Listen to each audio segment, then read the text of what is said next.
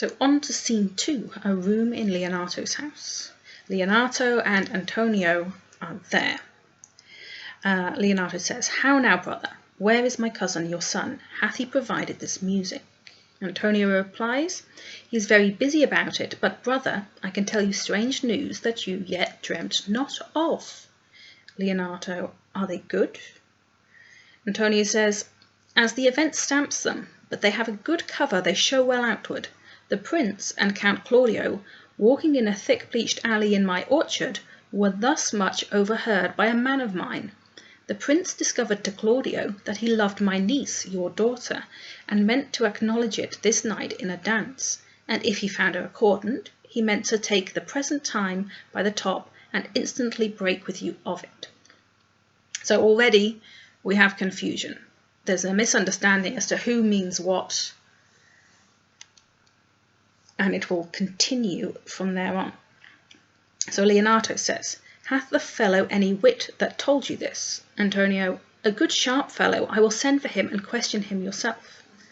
Leonato, No, we will hold it as a dream till it appear itself, but I will acquaint my daughter withal, that she might be the better prepared for an answer, if peradventure this be true. Go you and tell her of it." And several people cross the stage. "Cousins, you know what you have to do. Oh, I cry you mercy, friend, go you with me, and I will use your skill. Good cousin, have a care this busy time." On to scene 3. In a different room in Leonato's house, Don John and Conrad enter, and Conrad says, "What the good year, my lord? Why are you thus out of measure sad?" And Don John replies, "There is no measure in the occasion that breeds, therefore the sadness is without limit." "You should hear reason," says Conrad. "And when I have heard it, what blessings brings it?" And Conrad says, "If not a present remedy, at least a patient sufferance." And Don John, "I wonder that thou, being as thou say'st thou art, born under Saturn, goest about to apply a moral medicine to a mortifying mischief. I cannot hide what I am. I must be sad when I have cause, and smile at no man's jests, eat when I have stomach, and wait for no man's leisure, sleep when I'm drowsy, and tend on no man's business, laugh when I am merry, and claw no man in his humour." Now, I've only just noticed this actually, but Don John is saying, I cannot hide what I am, and he is doing what the others are not. The others are faking who they are. They're pretending, they're disguising, and Don John says, no, I can't pretend. I am what I am. I'm not going to hide that. And he expresses it well in a minute. But Conrad says, "Yea, but you must not make the full show of this till you may do it with control, without controlment. You have of late stood against your brother, and he hath taken you newly into his grace, where it is impossible you should take true root, but by the fair weather that you make for yourself. It is needful that you frame the season for your own harvest." Don John says, "I had rather be a canker in a hedge than a rose in his grace, and it better fits my blood to be disdained of all than to fashion a carriage to rob love from any. In this, though I cannot said to be a flattering honest man, it must not be denied but I am a plain-dealing villain. I am trusted with a muzzle and enfranchised with a clog. Therefore I have decreed not to sing in my cage. If I had my mouth, I would bite. If I had my liberty, I would do my liking. In the meantime, let me be that I am, and seek not to alter me." So now we are well aware that Don John is the villain. He's called it himself a villain, but a plain-dealing villain. He says he's not honest, but he's plain-dealing. Conrad says, "Can you make no use of your discontent?" And Don John replies, "I make all use of it, for I use it only. Who comes here?" And Baraccio enters at this point. "What news, Baraccio?" Baraccio tells him, "I come yonder from a great supper. The prince, your brother, is royally entertained by Leonato, and I can give you intelligence of an intended marriage." Don John says, "Will it serve for any model to build mischief on? What is he for a fool that betroths himself to unquietness? So Don John, in terms of a villain, he has no particular plan. He just, as he says, wants to cause mischief. What can I do that will irritate and disrupt the others? And so Borachio says, marry, it is your brother's right hand. Who? The most exquisite Claudio, and Borachio agrees, even he. Don John says, a proper squire, and who? Which way looks he? Marry on Hero, the daughter and heir of Leonato. A very forward march chick. How come you to this? Borachio explains, being entertained for a perfumer as I was smoking a musty room, comes me the prince and Claudio. Hand in hand, in sad conference, I whipped me behind the arras, and there heard it agreed upon, that the prince should woo Hero for himself, and having obtained her, give her to Count Claudio. Don John says, come, let us thither. This may prove food to my displeasure. That young startup hath all the glory of my overthrow. If I can cross him any way, I bless myself every way. You are both sure, and will assist me. And Conrad replies, to the death, my lord. Don John, let us to the great supper. Their cheer is the greater that I am subdued. Would the cook were of my mind. Shall we go to prove what's to be done? And Borachio says, we'll wait upon your lordship. So we are now introduced to the villains of the piece. We have Don John, Borachio, and Conrad. Those are the three men who are here to disrupt and interfere. So Act 2, Scene 1, a hall in Leonato's house. We have entering Leonato, Antonio, Hero, Beatrice, and some others. Now Leonato begins, was not Count John here at supper? Antonio says, I saw him not. And Beatrice chimes in, how tartly that gentleman looks. I never can see him, but I am heartburned an hour after. Hero replies, he is a very melancholy disposition. And Beatrice says, he were an excellent man that were made just in the midway between him and Benedick. The one is too like an image, and says nothing, and the other too like my lady's eldest son, evermore tattling. I'd just like to point out that, again, it's Beatrice who brings up Benedick. They were talking about Count John, and somehow Beatrice has brought it all the way right back round to talking about Benedick. Leonato replies, then half Signor Benedick's tongue in Count John's mouth, and half Count John's melancholy in Signor Benedick's face. Beatrice continues, with a good leg and a good foot, uncle, and money enough in his purse, such a man would win any woman in the world, if he could get her goodwill. So she is not denying that there are qualities in Benedick that are appealing. Leonato continues, by my troth, niece, thou wilt never get thee a husband if thou be so shrewd of thy tongue. Antonio says, in faith, she's too cursed. And Beatrice says, too cursed is more than cursed. I shall lessen God's sending that way. For it is said, God sends a cursed cow shorthorns, but to a cow too cursed, he sends none. And Leonato says, so being too cursed, God will send you no horns. And Beatrice says, just if he send me no husband. For the which blessing I am at him upon my knees every morning and evening. Lord, I could not endure a husband with a beard on his face. I would rather lie in the woolen. And much like Benedick has set himself up as this character who is decidedly against marriage, Beatrice has done much the same with the people around her. And Leonato continues, you may light on a husband that hath no beard. Reasonable answer. And Beatrice says, what should I do with him? Dress him in my apparel, and make him my waiting gentlewoman. He that hath a beard is more than a youth, and he that hath no beard is less than a man. And he that is more than a youth is not for me, and he that is less than a man, I am not for him. Therefore I will even take sixpence in earnest of the bear ward, and lead his apes into hell. So she won't have a bearded man because he's too old. And she won't have a man without a beard because he's too young. So she's ruling out everyone on spurious reasons and making it impossible for anyone to reach her qualifications for what she'd want in a husband. And so Leonato continues, well then, go you into hell. And Beatrice says, no, but to the gate, and there will the devil meet me like an old cuckold, with horns on his head, and say, get you to heaven, Beatrice, get you to heaven. Here's no place for you maids. So deliver I up my apes, and away to St. Peter for the heavens.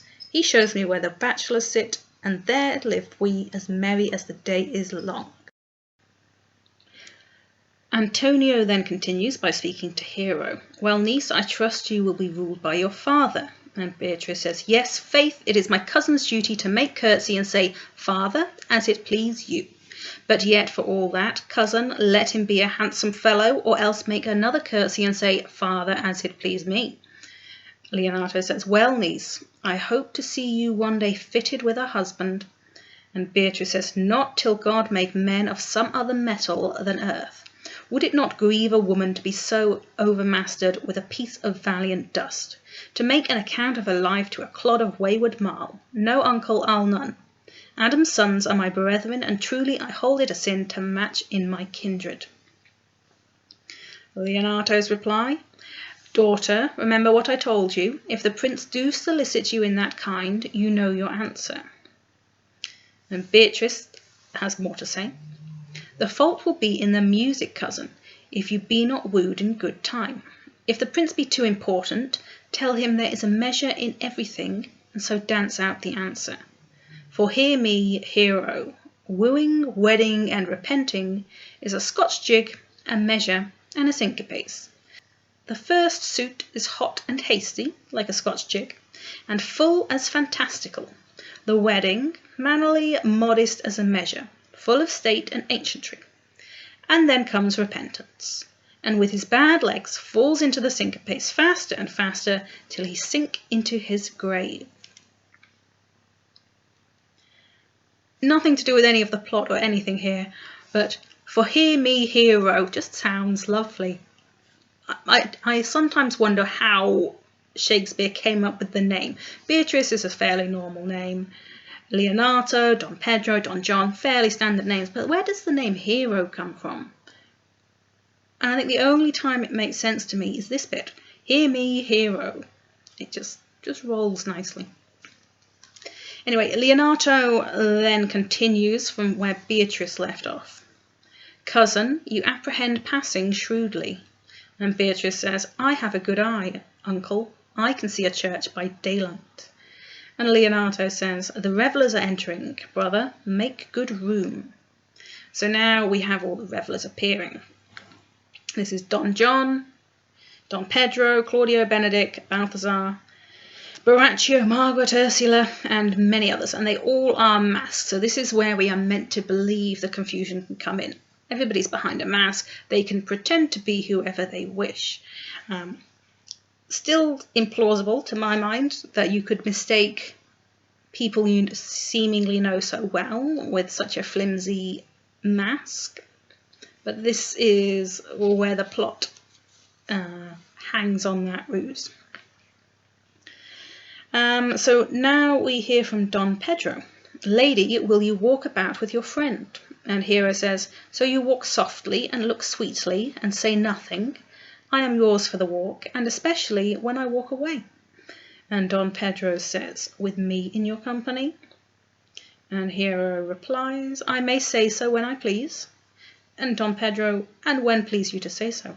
And Hero, when I like your favour, for God defend the lute should be like the case. Don Pedro continues, my visor is Philemon's roof, with the house is Jove. Not a clue what that is talking about. Why then your visor should be thatched? No idea. And Don Pedro says, speak low if you speak love, and he takes her aside. So clearly, talking about Philemon's roof and Jove, and a visor is somehow speaking about love. Just right over the top of my head, not a clue what they're talking about. Anyway, so Hero and Don Pedro, pretending to be Claudio, of course, is now speaking to Hero. And we see Balthazar next, and he is talking to Margaret. So, Balthazar says, "Well, I would you did like me." And Margaret says, "So would not I, for your own sake, for I have many ill qualities." And Balthazar says, "Which is one?" "I say my prayers aloud," said Margaret. And Balthazar says, "I love you the better. The hearers may cry Amen." Margaret continues, "God match me with a good dancer." And Balthazar says, "Amen." And Margaret continues, "And God keep him out of my sight when the dance is done. Answer, clerk." Balthazar says, "No more words. The clerk is answered." And now Ursula is there, talking to Antonio. "I know you well enough. You are Signor Antonio." Of course, at this point, they're all in masks, and she is stating that she thinks it's Antonio. Antonio, who it really is, says, "At a word, I am not." "I know you by the waggling of your head," says Ursula. "To tell you the truth, I counterfeit him."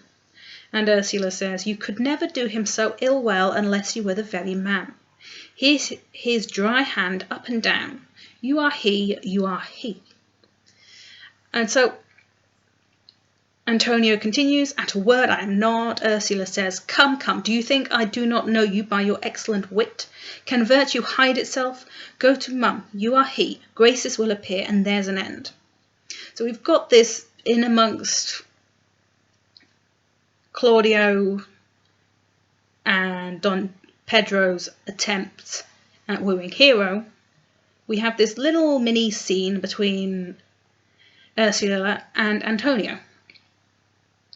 Apparently completely irrelevant, and yet it goes back to what I was saying earlier about, is it really plausible that you would not know who was behind that mask? These are people they know reasonably well. How could you not identify the person behind a mask? We've got Balthazar talking to Margaret, who they clearly know who each other is. We've got Ursula talking to Antonio, and she adamantly knows that it's Antonio, even though he is denying it. And so there's always this slight room in the rest of the play for the idea that at all times people actually did know who they were talking to. And that adds a whole different slant to what could be going on. For example, we next see Beatrice and Benedick. And Beatrice is saying, "Will you not tell me who told you so?" Benedick says, "No, you shall pardon me." Benedick, of course, in a mask. And Beatrice says, "Nor will you not tell me who you are." So either she doesn't know who he is, or she is pretending she doesn't know who he is. Hard to say. I think mostly it's read that people really don't know who is behind the mask. So perhaps she is not supposed to know that it's Benedick. So she says, will you not tell me who you are?" Benedick replies, "Not now." And Beatrice says that I was disdainful, and that I had my good wit out of the 100 merry tales. Well, this was Signor Benedick that said so. Benedick replies, "What is he?" Beatrice says, "I am sure you know him well enough." Benedick replies, "Not I, believe me." And so this bit in particular, Beatrice saying, "I'm sure you know him well enough." She goes on later to talk about why he should know him. But it's also possible she does know that it's him. So of course she says you would know him. And she's just playing along with the ruse. But she continues where Benedick left off. "Not I, believe me," said Benedick. And then Beatrice says, "Did he never make you laugh?" Sounds like a compliment.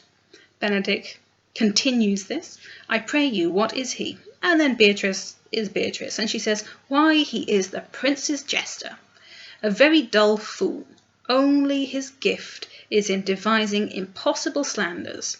None but libertines delight in him, and the commendation is not in his wit, but in his villainy. For he both pleases men and angers them, and then they laugh at him and beat him. I am sure he is in the fleet. I would he had boarded me."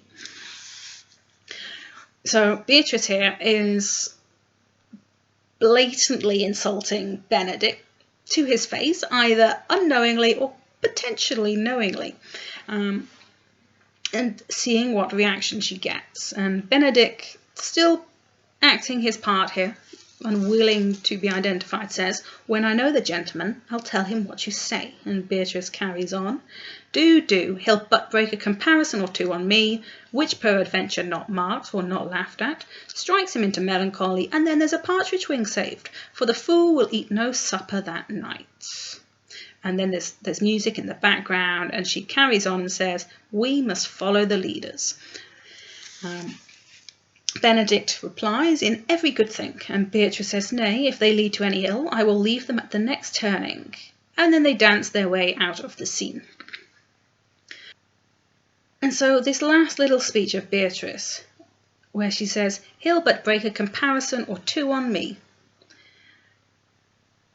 she is openly stating that the reason that she is insulting and defaming Benedick, potentially behind his back, is that she believes that he's doing exactly the same. It's a defensive, retaliatory behaviour. She kind of sees it as this game between the two of them. So Beatrice and Benedick have left, and we now see Don John, Borachio and Claudio remaining. And Don John says, "Sure my brother is amorous on Hero, and hath withdrawn her father to break with him about it. The ladies follow her, and but one visor remains." And Borachio says, "And that is Claudio. I know him by his bearing." We have this evidence that it's not impossible to know who's behind these masks. Borachio recognises Claudio immediately, just by his bearing. So surely Hero would know it was Claudio or not Claudio, if Borachio can. And Beatrice would know it was Benedick. Anyhow, so Don John, knowing it's Claudio at this point, continues and says, "Are you not Signor Benedick?" And Claudio decides to go along with this and says, "You know me well, I am he." And so Don John, knowing it's Claudio, pretending to be Signor Benedick, says, "Signor, you are very near my brother in his love. He is enamoured on Hero. I pray you dissuade him from her. She is no equal for his birth. You may do the part of an honest man in it." And Claudio says, "How know you he loves her?" Don John says, "I heard him swear his affection." Borachio chips in, "So did I too. He swore he would marry her tonight." And Don John says, "Come, let us to the banquet." And Don John and Borachio then leave. So they've planted this seed in Claudio's head that Don Pedro was actually after Hero for himself rather than for Claudio. And Claudio, I don't have a great opinion of Claudio, but Claudio believes them based on next to no evidence at all. He knows that Don Pedro was going to speak to Hero, and that's all that Don John and Borachio have told him that he has done. So there's no reason for Claudio to believe what they heard is anything more than what he planned for them to do in the first place. And yet, very easily he is convinced that he has been wronged in some way. Claudio seems quite fickle, quite changeable, quite easily led. So Claudio then speaks to us all and says, "Thus answer I in the name of Benedick, but hear this ill news with the ears of Claudio. 'Tis certain so, the prince woos for himself. Friendship is constant in all things, save in the office and affairs of love. Therefore all hearts in love use their own tongues. Let every eye negotiate for itself, and trust no agent, for beauty is a witch, against whose charms faith melteth into blood. There is an accident of hourly proof, which I mistrusted not. Farewell, therefore, Hero." And so what on earth they were doing in the first place, switching places and pretending to be each other, I don't quite grasp. Claudio says it here. Every tongue negotiate for itself. Trust no agent. So even though Don Pedro was trustworthy in this, there was no need. He could have spoken for himself. Benedick now finds Claudio, Count Claudio. Claudio replies, "Yea, the same." And Benedick says, "Come, will you go with me?" And Claudio says, "Whither?" And Benedick says, even to the next willow about your own business, Count.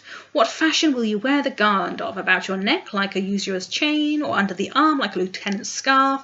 You must wear it one way, for the prince hath got your hero. And Claudio says, I wish him joy of her.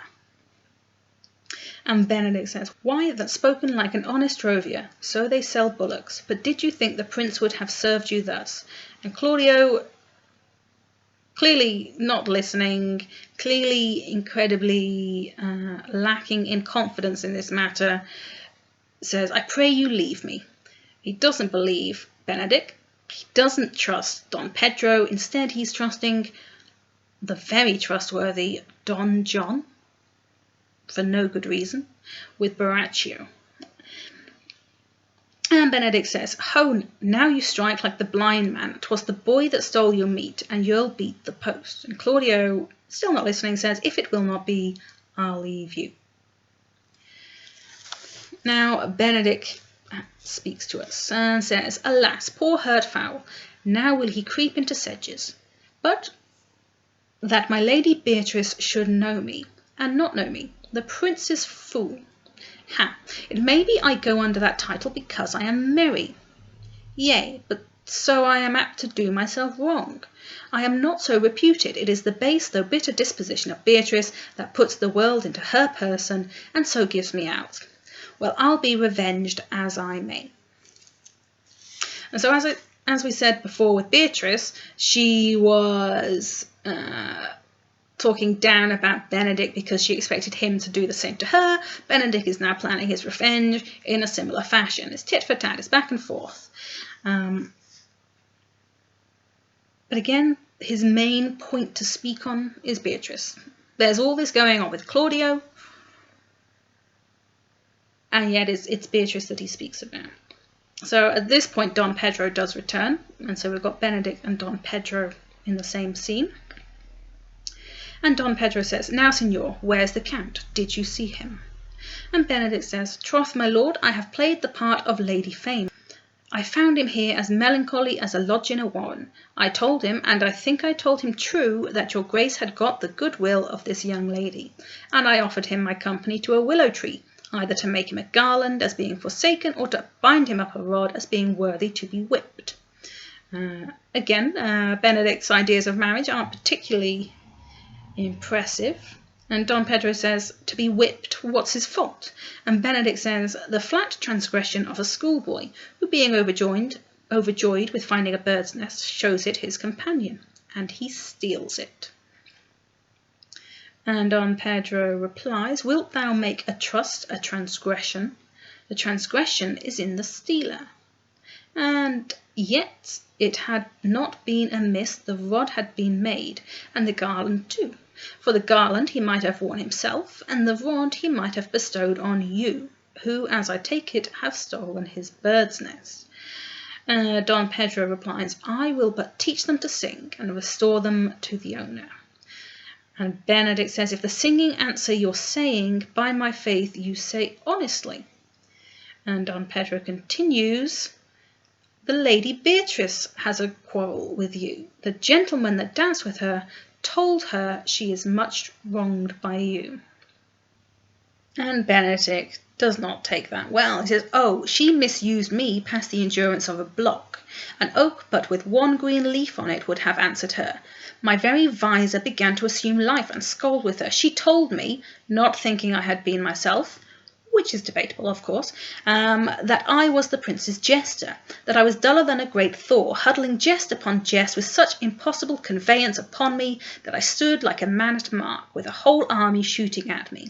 She speaks poniards, and every word stabs. If her breath were as terrible as her terminations, there were no living near her. She would infect to the North Star. I would not marry her, though she were endowed with all that Adam had left him before he transgressed. She would have made Hercules have turned spit, yea, and have cleft his club to make the fire too. Come, talk not of her. You shall find her the infernal eight in good apparel. I would to God some scholar would conjure her, for certainly while she is here, a man may live as quiet in hell as in a sanctuary. And people sin upon purpose, because they would go thither, so indeed all disquiet, horror, and perturbation follow her. And so there's a massive rant from Benedick about Beatrice. He thinks it's her fault, she thinks it's his fault, but in amongst that muddle, out of nowhere, he talks about marrying her. Now, Don Pedro certainly didn't bring that subject up, and yet he says there, I would not marry her, though she went down with all that Adam has left him before he transgressed. And so, for whatever reason, Benedick is picturing Beatrice as a potential wife. He's saying he doesn't want her as a wife, but he's definitely thinking of her as a potential wife. And so after that rant, Claudio, Beatrice, Hero and Leonato will rejoin them. And Don Pedro says, look, here she comes. Benedick says, will your grace command me any service to the world's end? I will go on the slightest errand now to the antipodes that you can devise to send me on. I will fetch you a toothpicker now from the furthest inch of Asia, bring you the length of Prester John's foot, fetch you a hair of the great Sham's beard, do you any embassage to the pygmies, rather than hold 3 words conference with this harpy. You have no employment for me. And Don Pedro says, none but to desire your good company. Therefore, trapping Benedick there, and Benedick says, O God, sir, here's a dish I love not. I cannot endure my lady tongue. And he leaves anyway. And then Don Pedro speaks to Beatrice, saying, come, lady, come. You have lost the heart of Signor Benedick. So Don Pedro clearly sees something more than we've been told so far. And Beatrice reveals a lot more at this point and says, indeed, my lord, he lent it me a while, and I gave him use for it, a double heart for a single one. Marry, once before he won it of me with false dice, therefore your grace may well say I have lost it. Now, I don't particularly understand everything that she says here, but it's clear that there was some sort of romantic relationship between Beatrice and Benedick in the past, and that she feels like it is her that has had her heart broken as opposed to Benedick, and that Benedick in some way deceived her. He won it off me with false dice. And so there's clearly something there. And Don Pedro says, you have put him down, lady, you have put him down. But Don Pedro thinks more highly of Benedick than Beatrice is representing. And again, Beatrice says, so I would not he should do me, my lord. She is defensively putting him down before he puts her down. So I would not he should do me, my lord, lest I should prove the mother of fools. And then she changes the subject. I have brought Count Claudio, whom you sent me to seek.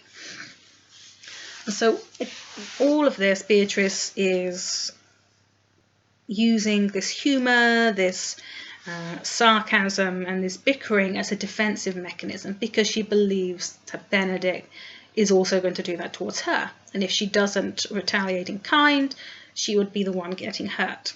She would be the mother of fools. And so now we are back onto the Claudio and Don Pedro part of the story.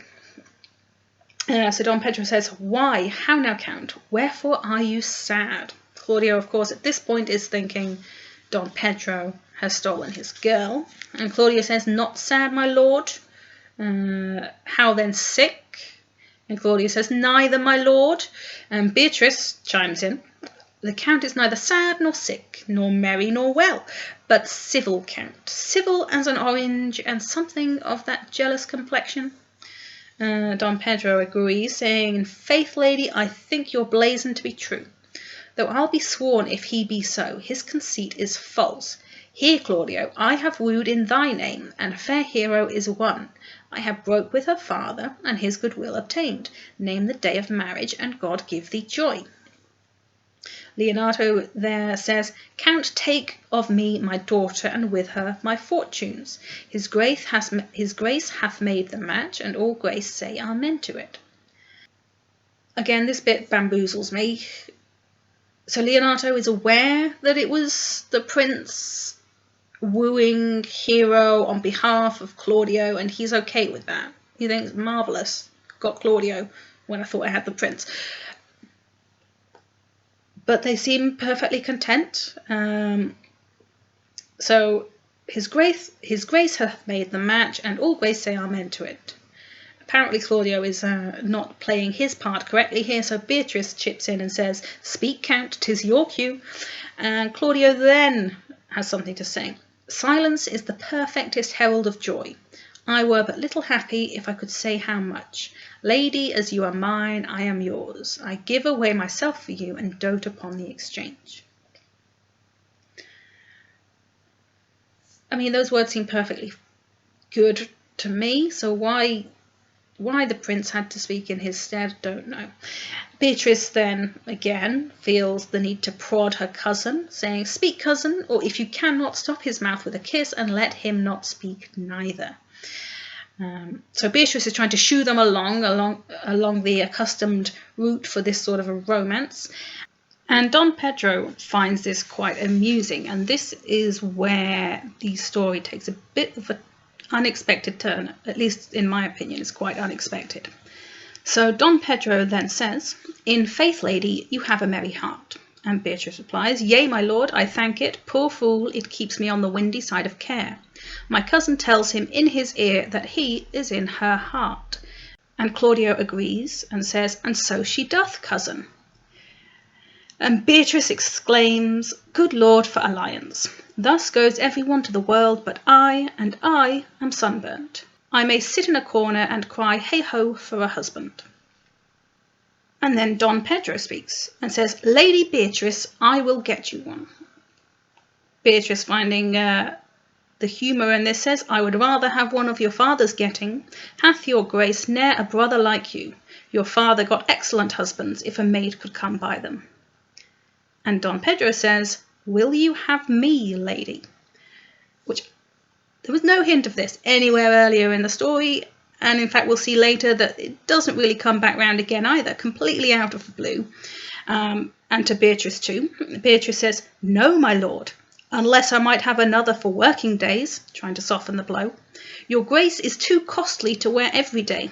But I beseech your grace, pardon me. I was born to speak all mirth and no matter." So again, falling back on humour as her defence mechanism there. Awkward situation. So she tries to make a joke of it. And Don Pedro says, "Your silence most offends me, and to be merry best becomes you, for out of the question you were born in a merry hour." Beatrice replies, "No, sure, my lord, my mother cried. But then there was a star danced, and under that was I born. Cousins, God give you joy." Changing the subject. And Leonato, stepping in, says, "Niece, will you look to those things I told you of?" And Beatrice, more than happy to do so, says, "I cry you mercy, uncle, by your grace's pardon," and leaves pretty swiftly. Don Pedro then continues, speaking to Leonato now, "By my troth, a pleasant-spirited lady." So Don Pedro clearly likes Beatrice, and Beatrice has absolutely no intention of marrying him. But there's no real hint as to exactly why Don Pedro would propose to Beatrice. There's no hints earlier on that he had any sort of romantic intentions towards her, and we'll see in a bit that he's actually more than happy for someone else to marry Beatrice. So Leonato continues at this point. "There's little of the melancholy element in her, my lord. She is never sad but when she sleeps, and not even sad then. For I have heard my daughter say she hath often dreamed of unhappiness, and waked herself with laughing." Don Pedro replies, "She cannot endure to hear tell of a husband." And Leonato agrees, "Oh, by no means. She mocks all her wooers out of suit." And Don Pedro says, "She were an excellent wife for Benedick." And Leonato says, "Oh lord, my lord, if they were but a week married, they would talk themselves mad." And Don Pedro, "Count Claudio, when mean you to go to church?" Claudio replies, "Tomorrow, my lord. Time goes on crutches till love have all his rights." And Leonato says, "Not till Monday, my dear son, which is hence a just 7 night, and a time too brief too, to have all things answer my mind." And then Don Pedro speaks with his new devious plan. Again, he is